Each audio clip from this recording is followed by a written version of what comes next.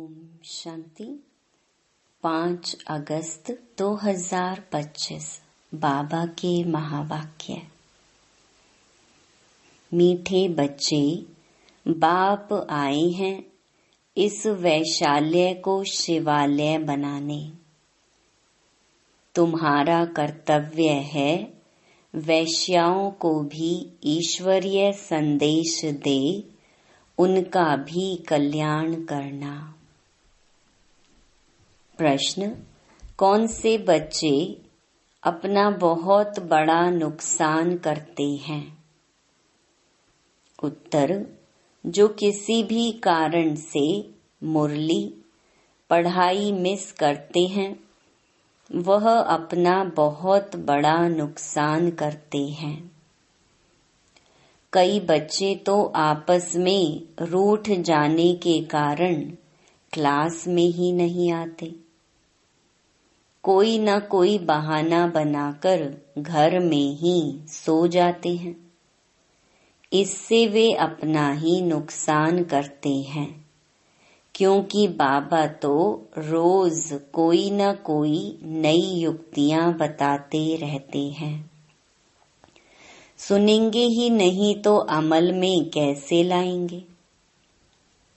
ओम शांति। मीठे मीठे रूहानी बच्चे यह तो जानते हैं कि अभी हम विश्व के मालिक बनने के लिए पुरुषार्थ कर रहे हैं।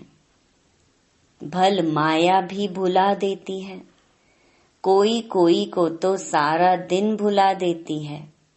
कभी याद ही नहीं करते जो खुशी भी हो। हमको भगवान पढ़ाते हैं यह भी भूल जाते हैं।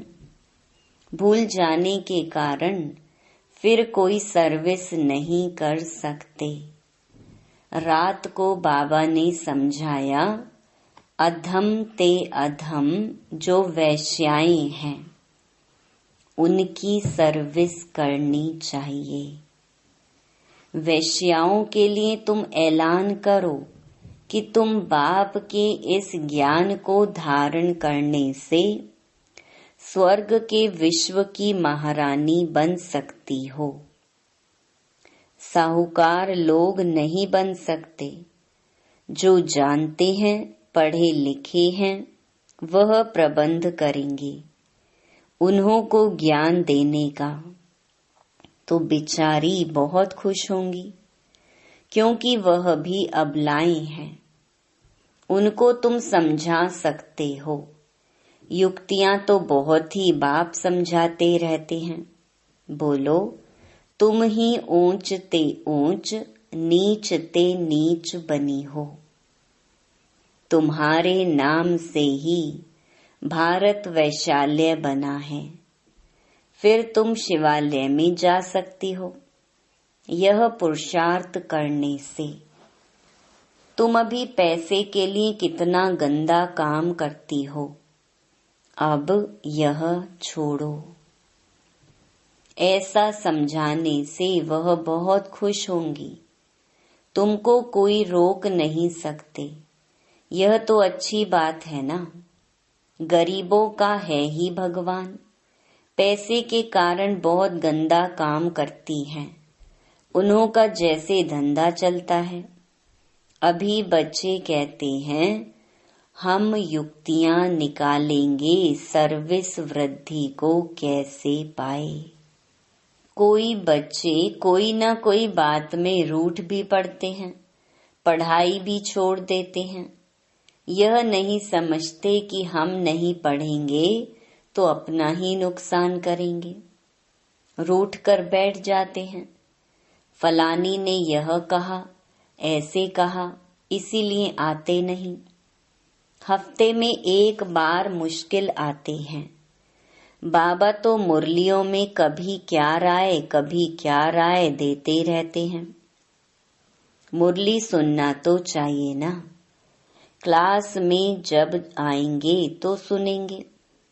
ऐसे बहुत हैं, कारण अकारणे बहाना बनाए सो जाएंगे। अच्छा, आज नहीं जाते हैं। अरे बाबा ऐसी अच्छी अच्छी पॉइंट सुनाते हैं, सर्विस करेंगे तो ऊंच पद भी पाएंगे। यह तो है पढ़ाई। बनारस हिंदू यूनिवर्सिटी आदि में शास्त्र बहुत पढ़ते हैं। दूसरा कोई धंधा नहीं होगा तो बस शास्त्र कंठ कर सत्संग शुरू कर देते हैं। उनमें उद्देश्य आदि तो कुछ है नहीं। इस पढ़ाई से तो सबका बेड़ा पार होता है। तो तुम बच्चों को ऐसे ऐसे अधम की सर्विस करनी है। साहूकार लोग जब देखेंगे यहाँ ऐसे ऐसे आते हैं तो उनके आने की दिल नहीं होगी। दे अभिमान है ना, उनको लज्जा आएगी। अच्छा तो उनका एक अलग स्कूल खोल दो। वह पढ़ाई तो है पाई पैसे की, शरीर निर्वाह अर्थ। यह तो है 21 जन्मों के लिए। कितनों का कल्याण हो जाएगा। अक्सर करके माताएं भी पूछती हैं कि बाबा घर में गीता पाठशाला खोले। उन्हों को ईश्वरीय सेवा का शौक रहता है। पुरुष लोग तो इधर उधर क्लब आदि में घूमते रहते हैं। साहूकारों के लिए तो यहाँ ही स्वर्ग है। कितने फैशन आदि करते रहते हैं, लेकिन देवताओं की तो नेचुरल ब्यूटी देखो कैसी है। कितना फर्क है। वैसे यहाँ तुमको सच सुनाया जाता है तो कितने थोड़े आते हैं, सो भी गरीब। उस तरफ झट चले जाते हैं, वहाँ भी श्रृंगार आदि करके जाते हैं। गुरु लोग सगाई भी कराते हैं। यहाँ किसकी सगाई कराई जाती है तो भी बचाने के लिए। काम चिता पर चढ़ने से बच जाए। ज्ञान चिता पर बैठ पदम भाग्यशाली बन जाएं। माँ बाप को कहते हैं यह बर्बादी का धंधा छोड़ चलो स्वर्ग में। तो कहते हैं क्या करें, यह दुनिया वाले हमारे ऊपर बिगड़ेंगे कि कुल का नाम बदनाम करते हैं। शादी ना कराना कायदे के बरखिलाफ है। लोक लाज कुल की मर्यादा छोड़ते नहीं हैं। भक्ति मार्ग में गाते हैं मेरा तो एक दूसरा न कोई। मीरा के भी गीत हैं। फीमेल्स में नंबर 1 भक्तिन मीरा, मेल्स में नारद गाया हुआ है। नारद की भी कहानी है ना। तुमको कोई नया आदमी कहे मैं लक्ष्मी को वर सकता हूँ तो बोलो अपने को देखो लायक हो। पवित्र सर्वगुण संपन्न हो। यह तो विकारी पतित दुनिया है। बाप आए हैं उनसे निकाल पावन बनाने। पावन बनो तब तो लक्ष्मी को वरने के लायक बन सकेंगे। यहाँ बाबा के पास आते हैं, प्रतिज्ञा करते फिर घर में जाकर विकार में गिरते हैं। ऐसे ऐसे समाचार आते हैं। बाबा कहते हैं ऐसे ऐसे को जो ब्राह्मणी ले आती है उनके ऊपर भी असर पड़ जाता है। इंद्र सभा की कहानी भी है ना, तो ले आने वाले पर भी दंड पड़ जाता है। बाबा ब्राह्मणियों को हमेशा कहते हैं कच्चे कच्चे को मत ले आओ। तुम्हारी अवस्था भी गिर पड़ेगी क्योंकि बेकायदे ले आए। वास्तव में ब्राह्मणी बनना है बहुत सहज, 10-15 दिन में बन सकती है। बाबा किसको भी समझाने की बहुत सहज युक्ति बताते हैं। तुम भारतवासी आदि सनातन देवी देवता धर्म के थे, स्वर्गवासी थे। अब नरकवासी हो, फिर स्वर्गवासी बनना है तो यह विकार छोड़ो। सिर्फ बाप को याद करो तो विकर्म विनाश हो जाए। कितना सहज है, परंतु कोई बिल्कुल समझते नहीं है। खुद ही नहीं समझते तो औरों को क्या समझाएंगे। वानप्रस्थ अवस्था में भी मोह की रग जाती रहती है। आजकल वानप्रस्थ अवस्था में इतने नहीं जाते हैं, तमो प्रधान है ना, यहाँ ही फंसे रहते हैं। आगे वानप्रस्थियों के बड़े बड़े आश्रम थे, आजकल इतने नहीं हैं। 80-90 वर्ष के हो जाते तो भी घर को नहीं छोड़ते, समझते ही नहीं कि वाणी से परे जाना है। अब ईश्वर को याद करना है। भगवान कौन है यह सब नहीं जानते, सर्वव्यापी कह देते तो याद किसको करें। यह भी नहीं समझते कि हम पुजारी हैं। बाप तो तुमको पुजारी से पूज्य बनाते हैं, सो भी 21 जन्मों के लिए। इसके लिए पुरुषार्थ तो करना पड़ेगा। बाबा ने समझाया है, यह पुरानी दुनिया तो खत्म होनी है। अभी हमको जाना है घर, बस यही तात रही।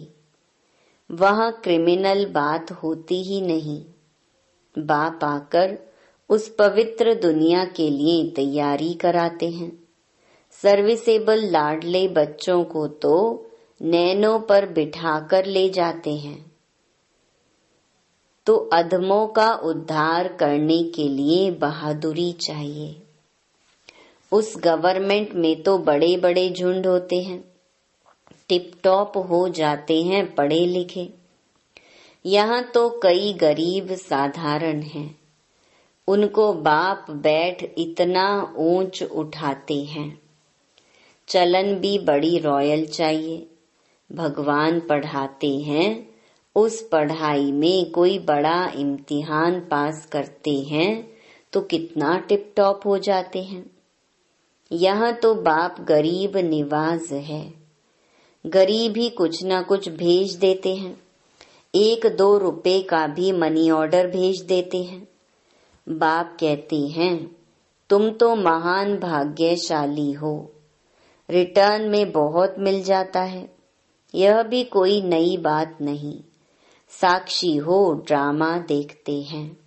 बाप कहते हैं, बच्चे अच्छी रीति पढ़ो, यह ईश्वरीय यज्ञ है, जो चाहे सो लो। लेकिन यहाँ लेंगे तो वहाँ कम हो जाएगा। स्वर्ग में तो सब कुछ मिलना है। बाबा को तो सर्विस में बड़े फुर्त बच्चे चाहिए, सुदेश जैसी, मोहिनी जैसी, जिनको सर्विस का उमंग हो। तुम्हारा नाम बहुत बाला हो जाएगा, फिर तुमको बहुत मान देंगे। बाबा सब डायरेक्शन देते रहते हैं। बाबा तो कहते हैं, यहाँ बच्चों को जितना समय मिले याद में रहो। इम्तिहान के दिन नजदीक होते हैं तो एकांत में जाकर पढ़ते हैं। प्राइवेट टीचर भी रखते हैं। हमारे पास टीचर तो बहुत हैं, सिर्फ पढ़ने का शौक चाहिए। बाप तो बहुत सहज समझाते हैं, सिर्फ अपने को आत्मा निश्चय करो। यह शरीर तो विनाशी है, तुम आत्मा अविनाशी हो। यह ज्ञान एक ही बार मिलता है, फिर सतयुग से लेकर कलयुग अंत तक किसको मिलता ही नहीं, तुमको ही मिलता है। हम आत्मा हैं, यह तो पक्का निश्चय कर लो। बाप से हमको वर्षा मिलता है, बाप की याद से ही विकर्म विनाश होंगे। बस यह अंदर रटते रहें तो भी बहुत कल्याण हो सकता है, परंतु चार्ट रखते ही नहीं। लिखते लिखते फिर थक जाते हैं। बाबा बहुत सहज कर बतलाते हैं। हम आत्मा सतो प्रधान थी, अब तमो प्रधान बनी हूँ।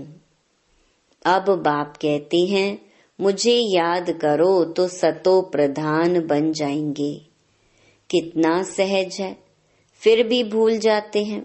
जितना समय बैठो अपने को आत्मा समझो। मैं आत्मा बाबा का बच्चा हूँ। बाप को याद करने से स्वर्ग की बादशाही मिलेगी। बाप को याद करने से आधा कल्प के पाप भस्म हो जाएंगे। कितना सहज युक्ति बतलाते हैं। सब बच्चे सुन रहे हैं। यह बाबा खुद भी प्रैक्टिस करते हैं तब तो सिखाते हैं ना। मैं बाबा का रथ हूँ, बाबा मुझे खिलाते हैं। तुम बच्चे भी ऐसे समझो। शिव बाबा को याद करते रहो तो कितना फायदा हो जाए। परंतु भूल जाते हैं। बहुत सहज है। धंधे में कोई ग्राहक नहीं है तो याद में बैठ जाओ।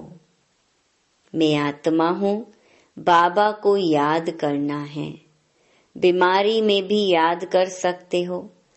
बांधेली हो तो वहां बैठ तुम याद करती रहो तो 10-20 वर्ष वालों से भी ऊंच पद पा सकती हो।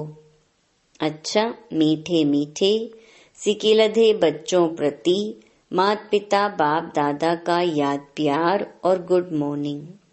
रूहानी बाप की रूहानी बच्चों को नमस्ते। धारणा के लिए मुख्य सार। पहला, सर्विस में बहुत बहुत फुर्त बनना है।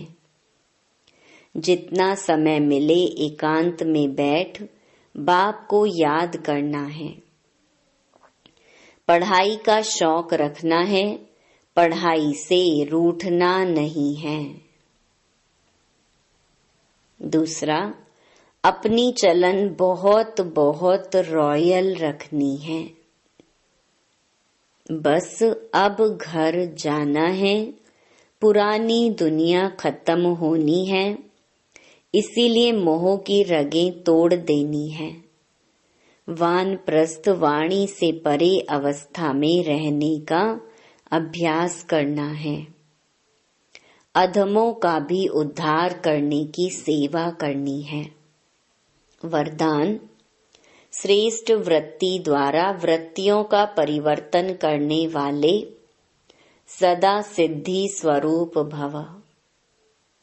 सिद्धि स्वरूप बनने के लिए वृत्ति द्वारा वृत्तियों को, संकल्प द्वारा संकल्पों को परिवर्तन करने का कार्य करो।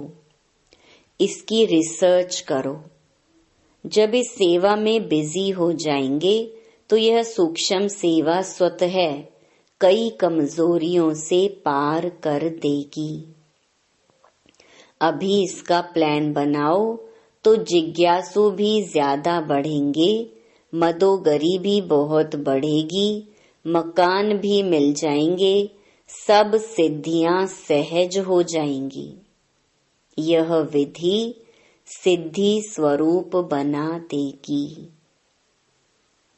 स्लोगन, समय को सफल करते रहो तो समय के धोखे से बच जाएंगे। अव्यक्त इशारे, सहज योगी बनना है तो परमात्मा प्यार के अनुभवी बनो। बाप का बच्चों से इतना प्यार है जो रोज प्यार का रिस्पॉन्ड देने के लिए इतना बड़ा पत्र लिखते हैं, याद प्यार देते हैं और साथी बन सदा साथ निभाते हैं। तो इस प्यार में अपनी सब कमजोरियां कुर्बान कर दो। परमात्मा प्यार में ऐसे समाये रहो जो कभी हद का प्रभाव अपनी ओर आकर्षित न कर सके। सदा बेहद की प्राप्तियों में मगन रहो, जिससे रूहानियत की खुशबू वातावरण में फैल जाए। अच्छा, ओम शांति।